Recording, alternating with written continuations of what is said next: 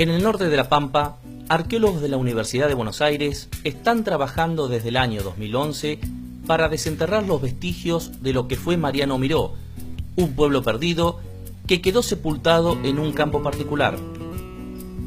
En ese lugar se levantó a inicios del siglo XX una incipiente población que poco tiempo después fue abandonada porque a sus habitantes no les renovaron los contratos de arrendamiento. Nosotros llegamos a Mariano Miró allá por abril del 2011 porque los chicos de la escuela 65, que es la escuela que está al lado, la escuela rural, que ahora está cerrada, pero en ese momento estaba en funcionamiento, junto a la maestra que es Alicia Macaño, habían hecho, como parte de la Feria de Ciencias Provincial, una exposición respecto a materiales que habían recuperado de este sitio, digamos, sin saber que era un sitio arqueológico.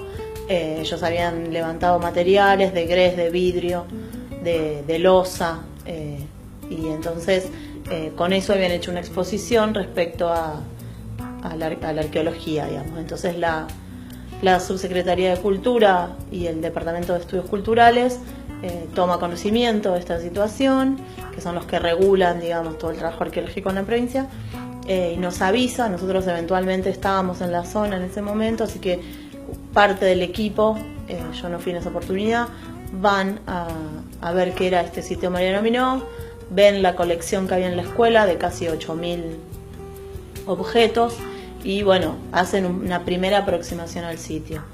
En agosto de ese mismo año volvemos con Carlos Landa, con el doctor Carlos Landa, que es otro de los investigadores del equipo.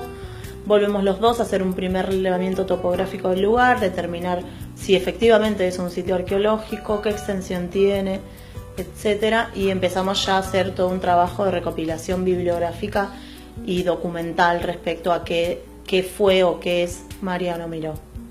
A partir de ahí empezamos a ir por lo menos una vez al año, en general en mayo, a hacer excavaciones. Hicimos trabajos de lo que se llama recolección superficial en arqueología, con transectas, hicimos detector de metales y ahora estamos empezando a hacer sondeos de excavación y cuadrículas de excavación. Hicimos un inventario de todo el material y está rotulado, tiene un número y tiene una descripción, y ese material lo acondicionamos porque estaban en unas bolsas grandes. Nosotros lo acondicionamos y lo etiquetamos en bolsas más pequeñas, más protegidas, y todo eso, como nosotros lo dejamos todo acondicionado, quedó en la escuela de Miró, y cuando se cerró la escuela de Miró está ahora en la escuela de Hilario Lagos. Son más o menos un poco más de 8.000 fragmentos. Y los 11.000 que ya llevamos recuperados en superficie, más otro tanto en excavación, están en el Instituto de Arqueología de la Facultad de Filosofía y Letras de la UBA, que es donde nuestro lugar de trabajo, así como también en el Laboratorio de Análisis de Materiales de la Facultad de Ingeniería de la UBA, que también parte del equipo trabaja ahí, y están en proceso de análisis de esos materiales. Hemos excavado, por ejemplo, un fogón que a los 30 o 40 centímetros se agota y ya no hay más material, y hemos excavado otros basureros. Cuando digo un fogón, no es un fogón de comida, sino es un basurero donde hubo algunos episodios de quema de basura. Otros basureros que estarían un poco más alejados de lo que sería el casco o lo que sería el pueblo, hemos estado metro y medio de profundidad y sigue para abajo. Actualmente, en el lugar solo queda de pie la estación del ferrocarril y cerca la escuela rural número 65, que fue cerrada hace unos años. Pero, ¿cuál es la historia de Mariano Miró? Mariano Miró, a raíz de que el ferrocarril llegaba hasta Banderaló, y en 1901 autorizan la prolongación de 60 kilómetros hasta Adolfo Van Prey, y ahí surge la estación La Rude, Miró y Avampray. Y ese mismo año, en noviembre, adjudican el otro tramo de Avampray hasta Villa Jardón, actualmente Rancul, el tramo subsiguiente. Y es justamente a partir de ahí que, al fundarse la estación, mejor dicho, tenemos que compensar que en 1880, estoy confundido, siempre agrego 100 años más, esas tierras fueron adquiridas por Torcuato de Alvear al gobierno nacional. Eran 100.000 hectáreas, que abarcaba desde Miró, Zara, La Rudé, hasta el Meridiano Quinto, e Intendente Alvear. ¿no es cierto? Él construyó, alambró todo, hizo todas las divisiones, hizo el casco, que el casco aún existe ahora, está muy cerca del meridiano, apenas se pasa las alcantarillas del río Quinto, está esa casona que pertenece ahora a la familia Duhalde.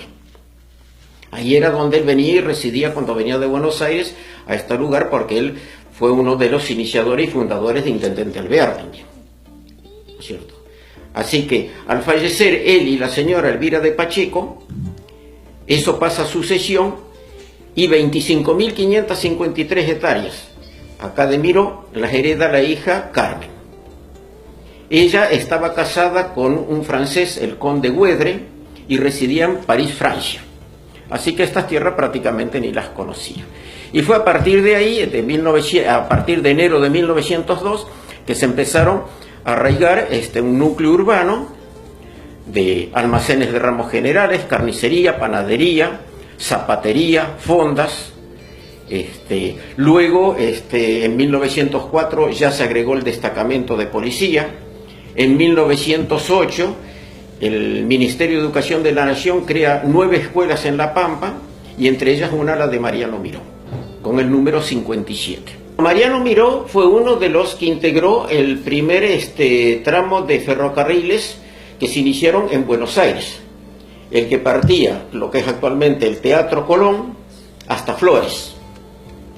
Él participó en eso. Después continuaron ya haciendo, y por falta de recursos económicos, después esos hicieron un convenio que le vendieron a los ingleses, y de ahí fue donde se empezó a extender el ferrocarril a Lincoln, Villegas, Banderaló y estas otras.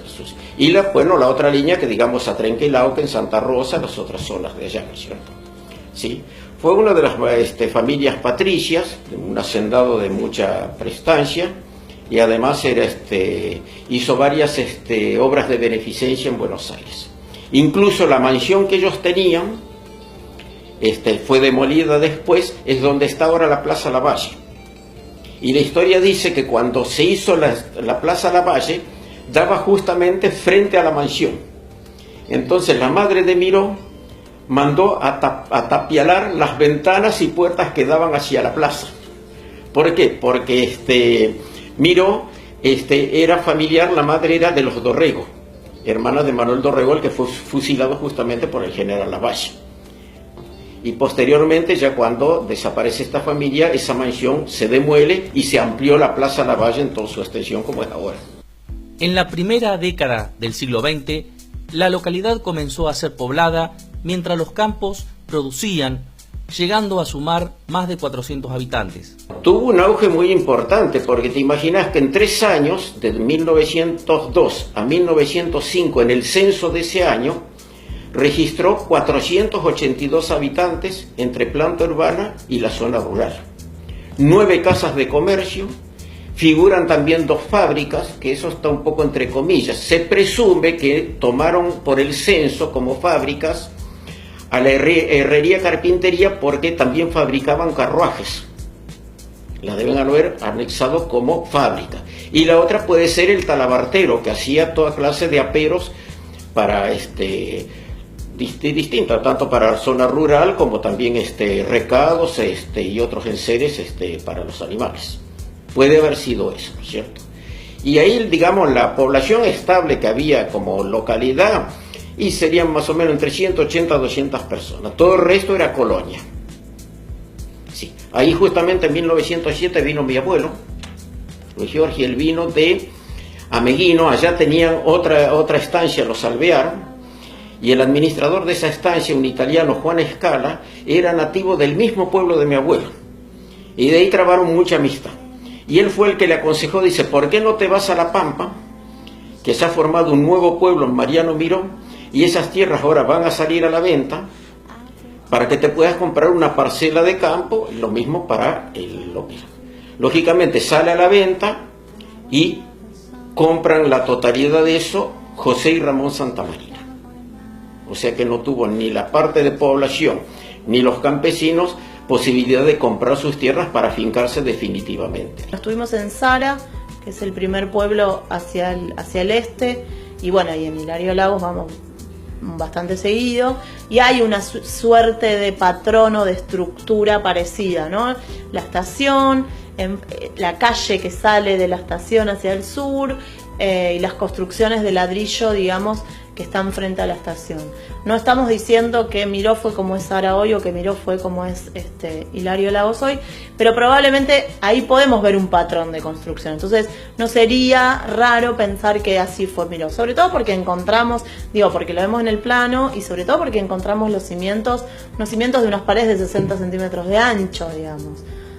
No es cualquier construcción. Entonces, bueno, no lo podría afirmar, pero es bastante probable que haya sido así. De hecho, en el plano dice calle, y hay construcciones que están marcadas como construcciones de material y hay construcciones que están marcadas como construcciones de chapa. Entonces, bueno, eso probablemente debe haber sido así.